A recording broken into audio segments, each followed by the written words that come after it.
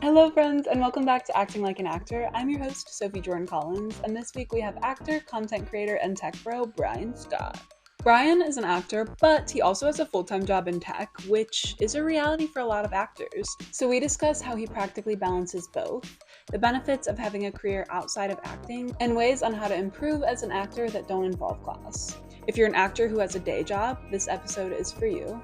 If you're an actor who wants to leave their day job, this episode is for you. If you are a newer actor and you need advice on how to work on your craft practically outside of acting class, this episode is for you. Let's dive in. Are you rich? Are you famous? What have you been on? I don't really recognize you, and neither does my mom. Can you laugh? Can you cry on command? I mean, you said you were an actor, man. What's your backup plan? Is it shattered? Dude, I'm just acting like an actor.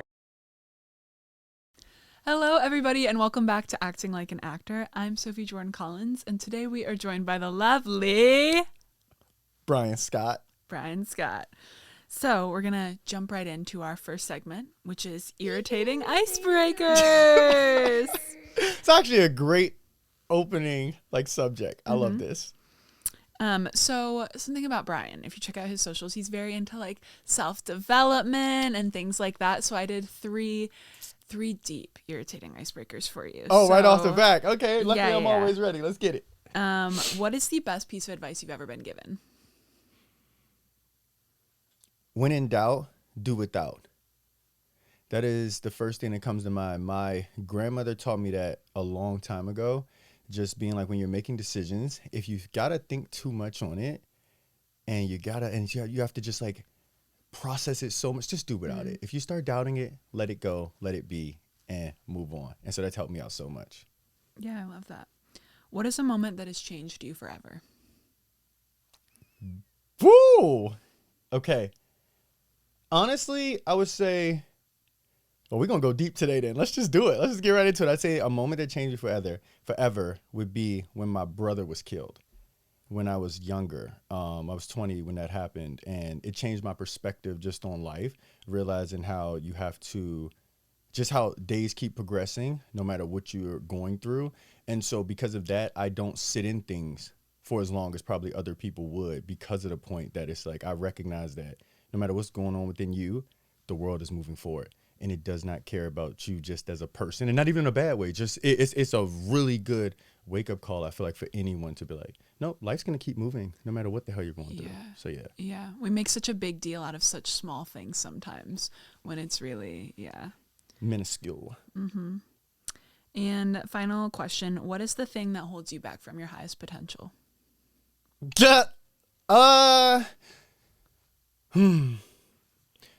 Staying consistent at a high level 24/7. Okay. I definitely have ebbs and flows of staying at the top of my game, but then I feel there's a lot of times as well where I turn around and you're so consistent for so long, and everyone's expectations of you are there, where they're just no, this is who you are, Bryan. This is what you bring to the table. And I got to be oh, you're right. So I can't fall off. So I can't do anything. And so a break feels as if I'm letting people down, but then I want to take breaks. And so it's this. So it's the battle of staying consistent every single day, 365. Mm-hmm. One thing about Bryan too is he's really hard on himself, despite the fact that he won't. So sometimes we'll have conversations where he'll be on a work trip or something like that, and he'll come back and be yeah, I was kind of off my game, acting wise this week. And I'm yeah, but you were working 16-hour days at your tech job. So that doesn't surprise me that that's what you're saying, is you're oh, staying consistent, but it's also yes, stay consistent, but also you're a human being, and taking breaks is okay, and falling off is okay, and you just get back on. Okay, so the main reason I wanted to bring Bryan on is he is an actor, yes, but he also has a 9-to-5 job working in tech, which is, kind of a cushy, smart person job, a real big boy job you got over there. It is. So I'm curious, how do you feel having a 9-to-5 job helps you as an actor? Yeah, so one of the first things, the mentality I learned getting here was the starving artist mentality. And one of the things with having, and I want to also add this in, every 9-to-5 is not built the same. I want to acknowledge that, because of the point that some people listening to this could be well, I got a 9-to-5, but I don't have benefits. Or I got a 9-to-5 and I can't even take time off. coincidentally within my job, I do have unlimited paid time off where I can take off whenever I need. Now, naturally, you can't just take off 6 months in a row, but you know what I mean? Like when I need to take breaks, I can definitely do that. And so, and I do get paid a good amount. Like I get paid good for what I do, but I also have the skills to compensate what I'm getting paid. And so with that, I'm just allowed to invest whenever I see fit on anything I want. So if I want to get headshots, I can just go do it. If I need to go do a demo reel, I can just go do it. I told you earlier, I want to shoot a short film this year. I don't have to stress to myself about, oh, how long will it take me to accumulate the funds to be able to go do this? Like I know, I'm like, okay, I would like to divide it into 3 different little movies. And to do that, you know, I know it's going to be 15,000, but I'm like, I'm good to go. I'm fine. So I would definitely say it eliminates the stress and the desperation of having to move forward with like everyone else when they have to, like, if you got to get headshots, you got to think so much about it. What do I need to give up? I can just kind of make decisions quickly. Yeah, it gives you the financial freedom to be a creative as opposed to, like you said, having to stress about every little thing like a lot of artists do. And then having that, you're also not coming to acting like needing the money from acting. Like you can come to it fully just from the love of it and wanting to do it because you are already financially stable in another medium. I do agree. How do you think having a 9-to-5 hurts you as an actor? Now, that is actually what I wanted to cover as well. So the downside first, of course, is time. I can't be on set Tuesday, Wednesday, Thursday, all day booked. I just can't do that every single week. And so a lot of times when I'm looking at opportunities, first, just from that standpoint, I have to be selective because I can't go for jobs. If they're on the weekend, great. But if they're not, then it's kind of tough to, and yes, I can take my job with me because I do work remote, but even being on set is things that come up within the tech world that aren't as simple to just put off while you're in front of the camera or while you need to be studying your lines and different things like that. So it's definitely a time constraint hurts you first. But I also would add in the downside too being paid well if you're working a 9-to-5 and trying to be an actor, because the acting does take commitment and it takes a grind and it takes you having to learn new skills and learn new things. And so if you're also being paid comfortably and now you have to do the grind of acting after, you could turn around a lot of times and say, well, I don't really need it, but I really want to do it. And so it's also making sure you have the discipline to not get comfortable within your 9-to-5 and also like make sure you're putting in that energy you need to chase your dreams, because acting, as you would know, is a business. It's not just something you can do it as a hobby, but if you want to be taken serious and you want to take yourself serious, you have to actually commit the time, energy, effort to actually make those things happen. And so it can definitely, I've had moments where I'm going super hard with acting and then equally I'm like, and I'm good. I just got paid. Like, I'm not tripping about that this week or this month, and it'll happen. So you got to stay focused. Yeah. On that note, I'm curious for you, Bryan. When did you start acting, and when did you decide, like, okay, I really love acting, and I don't want to just do this as a hobby. Like, I want this to eventually long-term be a career, if that's something that you so see for your future. Yes, I do see myself in the future as an Oscar-winning actor. I want to make sure we acknowledge that right now. When did I decide to act? So I remember I was in the Bay Area. So the Bay is where the tech is affluent. It's exploding everywhere. So that's where I started. That's where I was at when I moved here. It actually was funny because I was watching a show called The Last Kingdom. And there was a guy, oh man, it was Uhtred of Bebingburg. All right. And what a name. I know, I loved it. But I was watching the show and I remember being so captivated by the characters and the emotions and everything. And I was like, this is phenomenal. I want to be able to do that. I want to be able to tell stories. I want to be able to just like go for it all the way. And so after that, I literally decided, y'all moving to LA, because I feel like that's where I could get started and that's where I could get going. So I moved here. What did I need? I started learning the headshots. You need to get in class. You need to do certain things.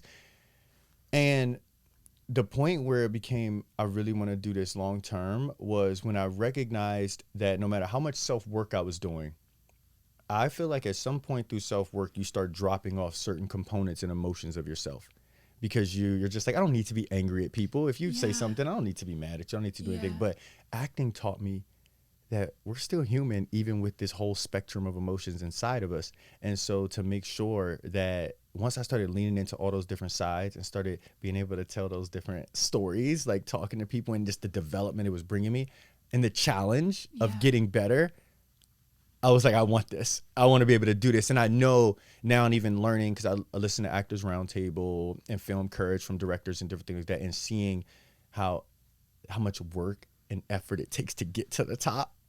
I want it. I love the progression of getting better and watching those vocal varieties change and learning how to stay still in close-up scenes and not be bobbing your head all over the place. That gives people like confusion. I just love the progress of growth in it all.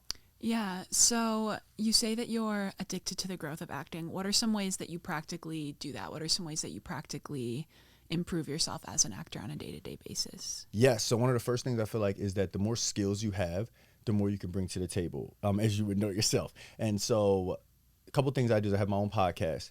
This keeps me being able to talk. This keeps me being able to be locked in with the eyes and then have your pronunciations and articulation on point, and also being able to dive into your creativity. And can you bring your personality out on camera, or do you fall victim to the, what do they call it? The actors. Oh man, they call the actor's voice. Yeah, right, camera comes on and I'm like, I am here on Sophie's podcast. This is so. You need to be able to be yourself, bring your genuine self to the table, and also be able to execute at a high level all the time and be able to think on the fly as well, because you are going to be giving, if you're on set and the director's like, no, actually we want you to do this, you're giving that pointer. Can you adjust in that moment? And a lot of times if you're too caught on the camera, you're not caught up in the scene and you lose yourself. So that's just one of the first things. Next thing I do is weapon training. So I know I want to do action scenes in the future, and so I've been doing a lot of sword training. I'm actually taking my test to get to silver level on Thursday this week. So I've been moving up in that. That's been super fun, just learning what that looks like on camera and on scene. So that is something else I do.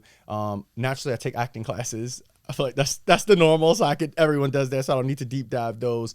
But even when I'm not in acting class, podcasts. Oh, another thing I got is skits.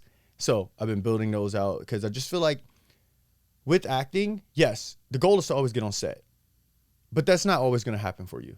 And so what are you going to do when you're not on set? And so skits, I'm a creative. It comes to my mind to be able to do and execute. And so that is one of the other things that I do as well is skits. I could keep going, but we can stop there. Yeah. So I'm always rolling in things to like really push myself to that next level. Yeah, that's good. I love a couple things that you touched on. I love that you talked about things outside of acting that still help you as an actor, because it's not all about acting classes, and it's almost sometimes both financially and in a skill sense better to take other types of classes than just acting classes. So I think it's really smart that you're taking weapon classes. I also think it's smart he's taking weapon classes, because this comes down to knowing your type as an actor and knowing for what you go out for. And like, surely just look at Bryan and his type, you're surely probably going to be going out for roles where that's important. So I think that is good as well.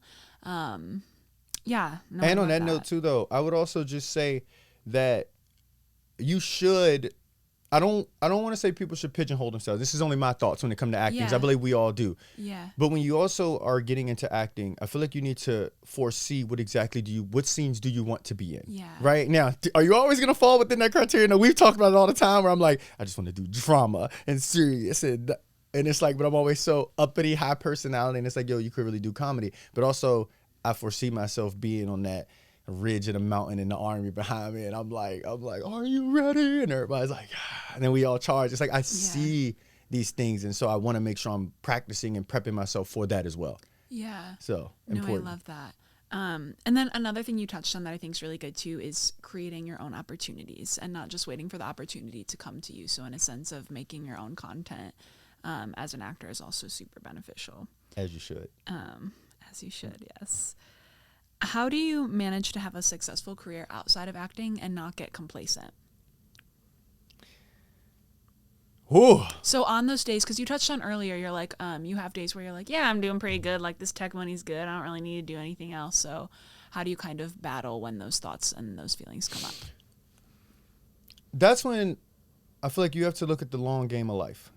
And you have to ask yourself, well, whatever you decide to do or whatever you're doing, is this what you want to do for the rest of your days, right? Because to be honest, a lot of people that are in my situation and are moving up the ladder in tech especially, they're like, you're good. What are you tripping about? Like, you actually got it all set up between equity and salary and all these different things. And for me, though, and everyone knows this about me, I just don't see myself as a person forever working in tech, right? And it's not a bad avenue to go, but I want to be a creative. And for those times when I am getting complacent, I got to ask myself, are you, and I hate to use this word, good God, happy? And I say I hate to use that word because I don't think anyone should chase feelings. I think you should chase your purpose at the first and foremost. Yeah, like it's just, are you every single day feeling energized? And I know the days when I'm just a creative, I feel great. And then the days where I got to work my tech job and then be a creative after, I won't say every day is a push because some days really are a pull, but I could just tell the creative energizes me at the end of the day. No, I love that, Bryan. I think that's so important too, just in knowing yourself, figuring out what it is that fulfills you and what energizes you. And so on those days where you're maybe like, yeah, I'm doing fine, you know, tech-wise, I'm feeling pretty comfortable, you remind yourself, but this isn't what fulfills me. Acting is what fulfills me, and that creative drive is what fulfills me, and kind of coming back to that. Yes, and I think that's really important because now we get back to the push and pull of life. I feel like if every single day you're pushing towards your goal, every single day is a battle to get where you want to go, personal opinion, you are in a losing battle. There has to be days where you wake up in the morning and you just feel pulled to your purpose. I'm talking about you just get up, energies that you're just like, yo, I'm so excited to knock this out today. I woke up this morning knowing we was doing the pod, and I've been up since 5 a.m. So I was doing my other things, of course. And then I'm like, yo, I'm super excited to get on this pod today. More creative stuff, you know, be able to chat with Sophie. So it's like, what do your days look like? Now, every day isn't going to look like this. But when you're plotting it out, it's like you have to feel like you're pulled towards your journey versus every single day. It's like, I got to go to the gym. Now I got to go to work. Now, you're going to be miserable in the longevity of things. So, yeah. Yeah, you have to love what you're doing in life because you're right. Otherwise, it's just going to take from you. And especially in this business, you truly do have to love being a creative or you're not going to last because it does take so much out of you. Okay, Bryan, so since you do a million things, what are some practical ways that you manage your time? First way I would say is just making sure, actually, before we get here, we'll start here. Figuring out, of course, what exactly you want to do, I think is important. So first you have to make the decision. What exactly are you trying to do? So right now, for me, it's simple. It's tech job, because I'm not ignoring it, because I learn a lot there, so I'm loving it. So it's tech job, acting, content creation, right? Simple. So we have our decisions. Now you have to ask yourself, which ones take priority for your life, right? Tech is going to be number one at this moment because it is where I spend most of my time and what's taking care of my finances, right? So now we'll pivot away from that for a second. And second for me would be content creation. And then third for me would actually be acting. So that would be my order. But I do believe my content and acting play hand in hand. But I do think you need to categorize out what exactly are you doing and where are you putting your time? Because, and what I mean by that is content creation could be me making long form videos, me doing the podcast, me doing the skits, right? But I'm actually needing to edit that up and put that out for the world to see and bring value to people, right? But with acting, it could be a lot of self-tapes of you by yourself, no one seeing it, but you're just getting better on camera. And so it's like, where's that energy going? I, at this moment, put more of my energy into the content portion of things. And so the way I'm able to manage my time is first just knowing where all the categories are and where I want to put my time, and then now designating days. So right now I literally know the split. It's a 4-3 split. Content is 4 days, acting is 3 days. And so I break it down like that. And then from there, I know exactly what I want my weeks to look like. So Tuesday, I know I have weapon training. Thursday, I know I have acting class, right? And then on Saturdays is when I usually do skits. Bam, got it. Monday, I know you get it. So now I've broken it all down. I know exactly where the time is going, what I want to do on those days and where I want to spend it. And also making sure I'm present in those moments. Making sure where my feet are is where my mind is. Because when you're doing a lot, sometimes you could find yourself doing one thing, but you're thinking about other things. It doesn't serve you because you're not present. And if you're not present, you can't give your all to that moment. Like even right now, we're doing the pod. Why would I be thinking about the grocery shopping and prep that I have to do this afternoon? I'm going to do it because I do have to. I got to prep my food for the week. But I don't care about that. I'm enjoying this in this moment because this is where I am. And so I believe there's two components of managing your time.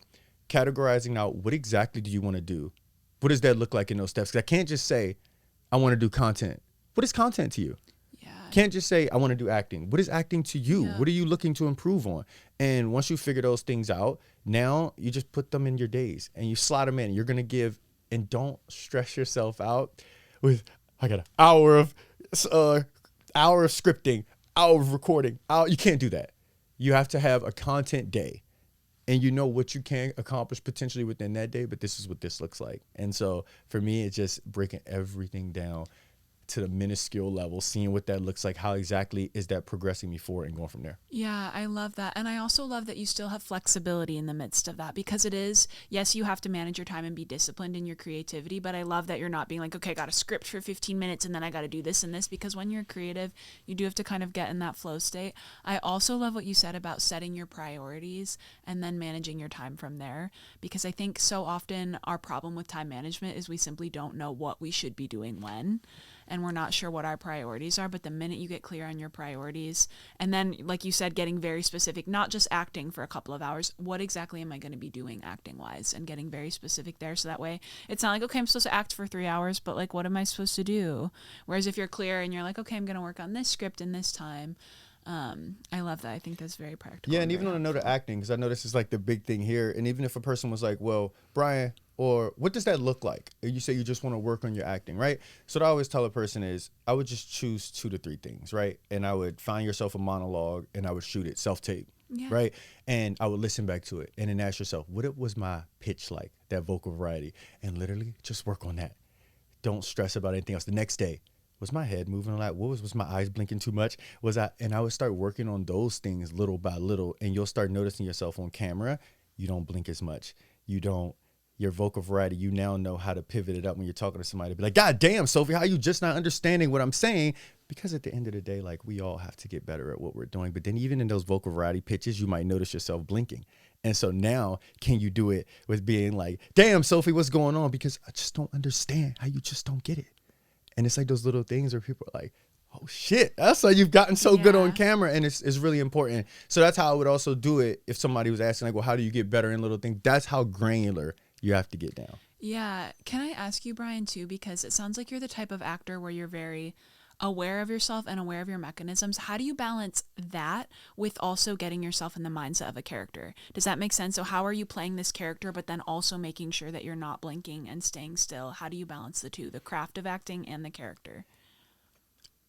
I would say that comes from the work before, right? Like how much do you know about this character for yourself when you've created it? What do they think about? What do they like to eat? What type? I don't know. What are they doing their weekends, right? What did they do before they got there? I think it's getting more and more in touch with who that character is before you even try to become it. Because the more questions you can answer, like if me and you are talking about a character, I can't tell you anything about myself. I now have to become so embodied into who that person is that I'm practically talking as the character to you. And then once I feel like you're able to get to that place with yourself, to know that this is what this character looks like, this is how this character thinks, this is what this character does, then after that, I feel like everything else for me comes a little bit more natural, only because also we're talking about the work behind the scenes, me subconsciously knowing, like, I don't think, is it possible? Yes. But I would say it's much more difficult to get on set and not blink if you already have been blinking this entire time leading up to that. So the balance to answer your question is understanding who my character is and what they are and what they do and what they're bringing to the table. But then all that work prior to not and blink. Make it a habit. So that way you just don't do it. Yeah, exactly. Right? You So can't. it's not even an issue because you've worked on it and worked out those kinks before. I love that. And I love that you touched on that too, because I think so often we jump into acting classes and we're just so focused on the character that we don't think about how you look on camera. And that stuff is very important. And especially you'll find with like self-tapes nowadays and things like that, the booking ratios will just change so much when you focus on that. Oh, can I ask you, what are some things you've learned from your 9-to-5 that you feel like have helped you with acting? Yes, the business component. So with my 9-to-5, I have my life structured. I know what my task I need to complete each day. I know what projects I need to do to push the business forward, because everything you do, and I'm only going to speak within tech, is for business need. You have to remember the company does come first. Call it what it is. You know, we're employees. Do we push the company forward with our actions and executions and things we do every day? Yes, but it is all about the business. And so right now, I'm sure if I pulled up my calendar for work, it is structured out in projects, days, tasks, timings, and I have my calendar blocked off on what I want to complete within those time frames, right? So now when I pivoted over to outside of work, I peeped my life wasn't like that. I was just randomly spitballing it and trying to figure things out. So what I did was I realized, oh my gosh, what if you took all this structure and everything you learned within your job? And also I do work in tech. So let's just say things like AI and stuff. I know how those things work. They come pretty easy to me, not trying to be funny. And so, I mean, I've shown you, I built that one YouTube page literally from straight AI just for the fun of it. Cause I was like, let's just see what this looks like. Didn't run away with it, but I just wanted to see. So all those skills have translated into my personal life. But the real big thing I took away was my scheduling structure of blocking off my calendar, how I had said earlier with for knowing I have acting these 3 days. I have content these 4 days. I know I'm in tech these 5 days. I want to chill on this day. I know I got prep this day. So now scheduling out my calendar to have some structure to my life, to know that I can't. And also, I mean, I ain't got to dive into this right now, but also having boundaries with your structure, right? Actually, same deal with work. Now, something super crazy come up that I really just need to work on, that's one thing. Like some random audit that's due within 8 hours, okay, that's one thing. But for the most part, we don't have any fire drills like that. And so also now when you're pivoting to your life, when you make these structures, you need to have boundaries. You can't, if you knew Tuesday you had sword training, and now, Sophie, you reach out and say, hey, let's hit this event instead of 8 o'clock. Okay, if this event truly does push our lives forward in the acting realm, okay, then you can start to like balance that out. But if you feel like it's also not moving you forward and it's really just something fun to hang out like a brunch or a turn, you got to be willing to say no. Yeah. And so there's the two parts. It's the structure I took, the skill sets that I've learned in there, but also the boundaries as well of being able to say no when you know you need to do something to push your life forward. Yeah, no, I love that.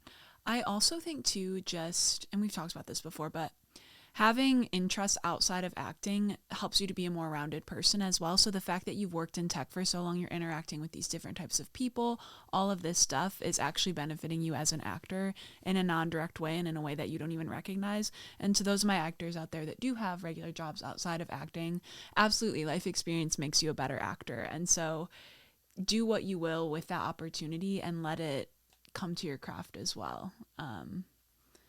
It's all full circle. Yeah, definitely. Everything we do is connected.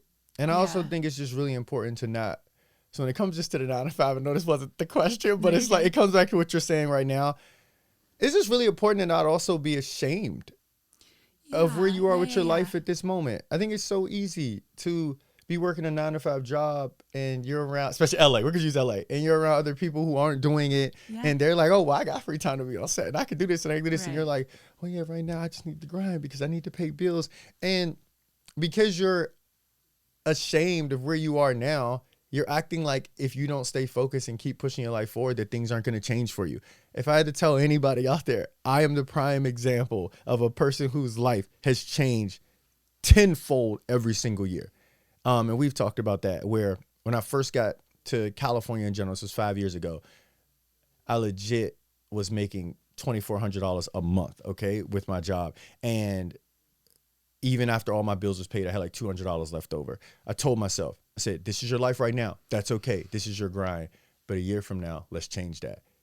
Year after that, I was at $5,000 a month. A year after that, it went up. But it's like, you got to just know also when you're working that 9 to 5 that that's not the end of your life. And you got to just be happy about where you are right now and that you are able to take care of things while you're pushing for it. You'll start feeling so much better about just how everything intertwines if you shift your mindset even there. Yeah. No, I love that. Okay, we're going to transition into some quick little acting questions and then we'll end out with our Fast Frisky 5. So what are some ways that you stay sane as an actor with a job? Because you have a lot going on in your life. So what are some things that you do to take care of yourself and to kind of fill your cup up? Okay, re-ask that question. What are some things that you do to just like stay sane as a human being? What are some things you do for fun, things that rejuvenate you, fill your cup up? Because obviously you're doing all of these cool work things, these cool acting things, but how do you, Bryan, take care of yourself? Oh my, I love taking care of myself. So first thing I do, and I'm only calling this out because someone actually said this to me the other day and I thought it was really funny because I thought everyone did this. It's the way I talk to myself. We'll start there. Someone was telling me the other day, like, yo, you talk to yourself better than anyone else I've ever been around before. Like, you always looking in the mirror, telling you how you love you for what you see and what you want to grow and what you want to become and be. And I honestly thought everybody did that, but they was like, no, some people are really hard on themselves. So you just look in the mirror and just say, like, oh, yes. Speak yourself up. Okay, oh my God, look in that mirror and I'd be it. like, yo, I love you. I'm so proud of you today. Like, you just woke up this morning. You're so beautiful. And I really do that. Hey, listen, if people don't know, I don't be getting sick. I don't, nothing be happening. So we're going to start there. I think the way I talk to myself is first and foremost. But now we can start getting granular. Reading, I think, is really important to your self-development. And so I prefer psychological books and financial books over fictional. I'm not going to lie. I prefer watching fictional movies to the Harry Potters and the Twilight and the Game of Thrones. I'll watch it.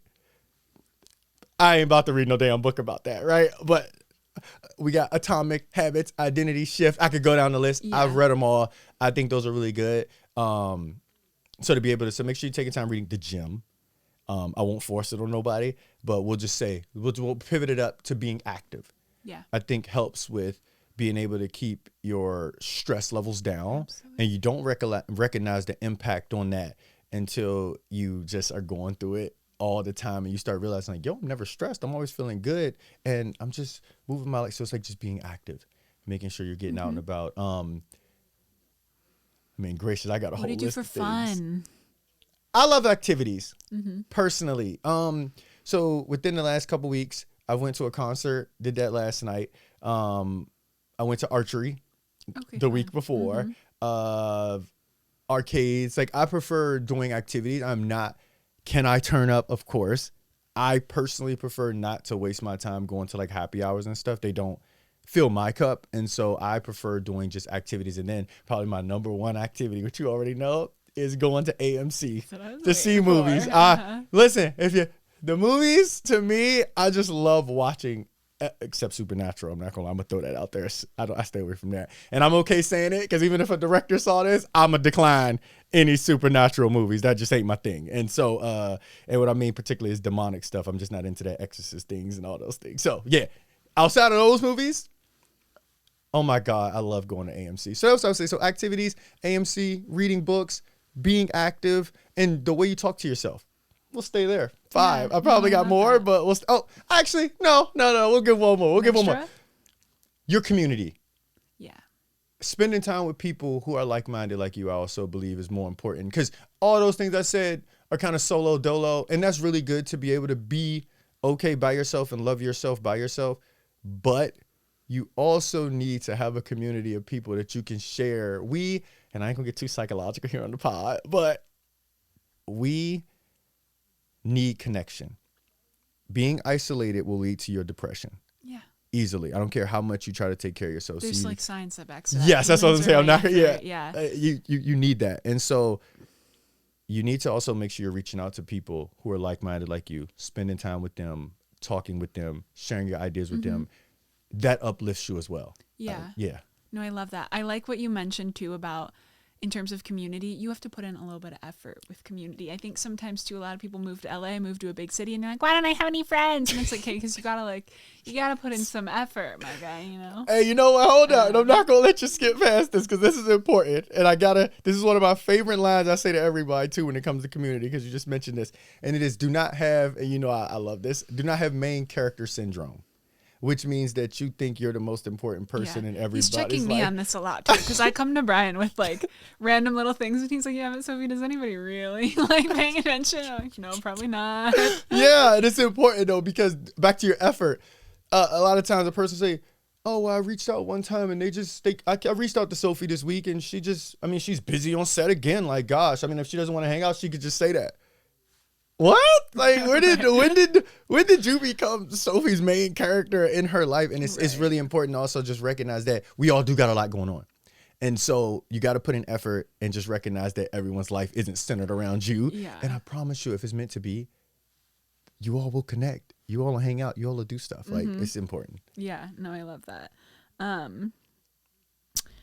Okay, do you have any advice let's just do general advice for actors, and then maybe specific advice for actors with a 9 to 5, if you want to end out with this. Okay, so general advice for all actors. Something you wish you would have learned before you pursued this. It's a long game, not a short one. I like that. Yeah. When I first got here, I'll say it, I was like, I want to be an A-list actor within a year. With 0 acting experience, by the way. No headshots. No, yeah, I know. So it just takes a year. Just takes a year. I'll be an A-list actor, because you know why?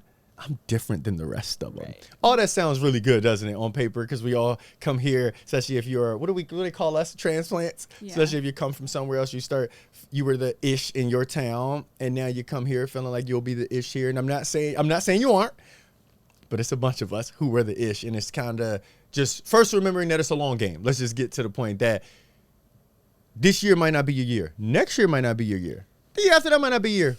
But it's going to be your year if you stay focused and you continually get better. And so when you decide that you want to be an actor, first ask yourself to what level of actor you want to be. If it's background, okay, that's okay. If it's series regular, that's okay. If it's feature film lead, that's good. But like figure out where you want to be and just know it's a long game to making it. A lead in a commercial, Jake from State Farm, just figure out what you want to be and realize it's going to be a long game to get there. Yeah. Because don't give up on yourself. Yeah. And be open to whatever opportunities come. Because sometimes we think up this dream career in our head, but then life throws other things at you, and those are beautiful and amazing as well. Okay, now advice to actors with a 9-to-5, if you have anything specific for them. So my advice for actors with a 9-to-5 would be don't misinterpret what you have right now from your job versus what you have from your creativity.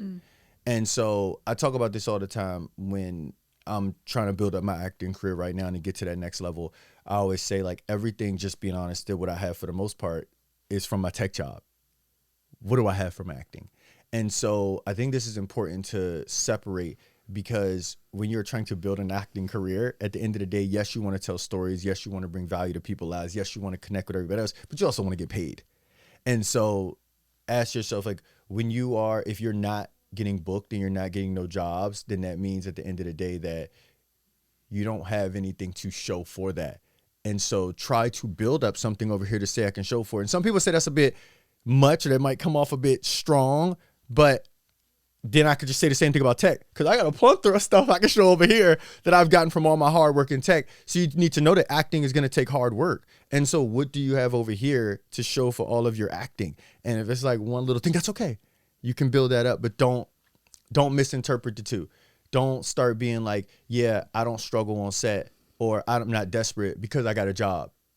You can't do that. You need to look over here and say, what have you done in the acting world to actually like show that your creative side is being recognized. You're putting in that work. And it's not about validation to anyone else, it's about validation to yourself, to really show that you're actually moving forward with what you're doing. And I think that's really important.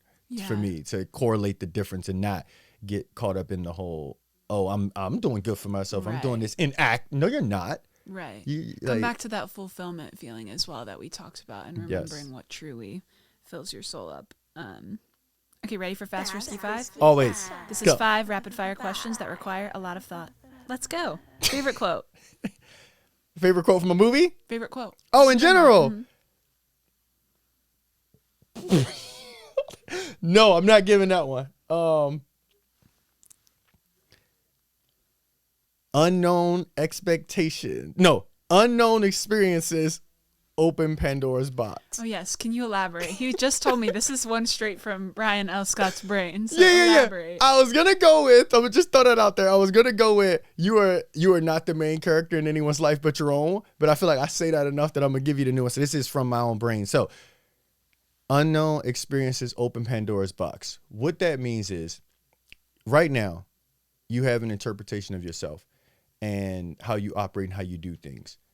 But the reality is this is only based on the experiences that you've been through within your own life and what you already know. So you need to understand that until you actually experience certain things, you really don't know how you're going to operate or what you're going to do or how you're going to think about those things. And so never feel like you know yourself enough to the point that you can't change when a new experience arises in front of you. And it just keeps you so self-aware and so on point that I feel like that's something really important, because like I can go down the line. We could talk about money. We could talk about experiences, because a person, we'll just use money because I think it's easy for people to acknowledge those together. You right now could say, oh, you could be making $1,000 a month and you operate and think a certain way. And you're like, no, if I made $10,000 a month, I would be the exact same person. That's a lie. You don't know who you're going to be when you start making $10,000 a month. You don't know who you're going to be when you start making $50,000 a month. It's not an experience that you have. But as soon as you learn that experience, whatever Pandora's box is there is going to open, and we'll figure out who you are. Yeah, no, I love What is something in Los Angeles that you love that not a lot of people know about, if anything? Like a favorite restaurant, a favorite fun thing. Actually, I would say the people. Something in LA not a lot of people know about. The people. Okay, hold on. No, elaborate. No. Okay. Something in LA, people like, God damn it, Sophie. I really thought it was people. Okay. What's that? You have a favorite restaurant in Studio City. Tell them. Right? What, the front yard? Yeah. That don't count. Does that count? Everyone knows about the does. front yard. Do they? I don't know that people, every time I bring it up to people outside of the valley, they're like, what? Oh, okay. Well, then we'll go with the front yard. I believe that is one of the best places to be able to get brunch or dinner at. Really nice vibe and ambiance. And in my opinion, the breakfast, lunchtime prices are honestly pretty good. Dinner, don't be real. Everywhere in LA, though. I would say don't miss it. That dinner could catch you off guard, especially if you've been to their lunches. You're like, hold up, how I just go from 40 for 2 meals to 120. So be prepared for that if you want to go for dinner. But I love the front yard. Great vibe. Yeah. Mm-hmm. Favorite line in a movie? Yes. Training Day. Denzel Washington. I'ma put cases on all you bees. I ain't saying the words because I don't know, friendly podcast. Appreciate it. See how I did that? You see how I did that? But yeah, that's one of my good. favorite lines. Training Day. He's surrounded and he's just looking around and they all like, he's like, oh, you mother. Oh, you. Yeah, it was a great line. Great line. Pickles, yay or nay? No. Okay, that was fast. See, people feel passionate. Recent obsession of yours?